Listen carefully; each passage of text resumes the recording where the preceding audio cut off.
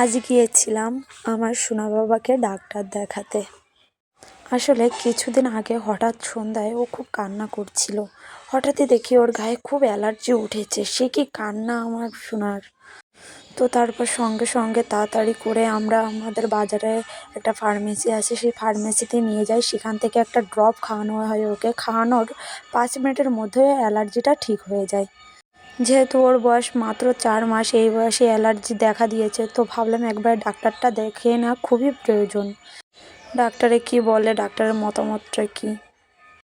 তো সেইভাবে আমি রেডি হয়ে গিয়েছিলাম। আমার সোনাকে স্নান টান করে রেডি করে নিয়েছি। ডাক্তার আসবে 12টা থেকে 12:30টার মধ্যে ডাক্তার আসবে। তো আমার দিদিকে সঙ্গে নিয়ে যাব। বললাম তুইও রেডি হয়ে যা, একা একা তো যাওয়া যায় না ডাক্তার দেখাতে একটা বাচ্চা নিয়ে। বেশি সময় লাগে না, আমাদের বাড়ি থেকে যেতে 10 মিনিটের মতো লাগে হাঁটা পথে। তো সেইভাবে গেলাম। ডাক্তার বলল কোনো সমস্যা নেই,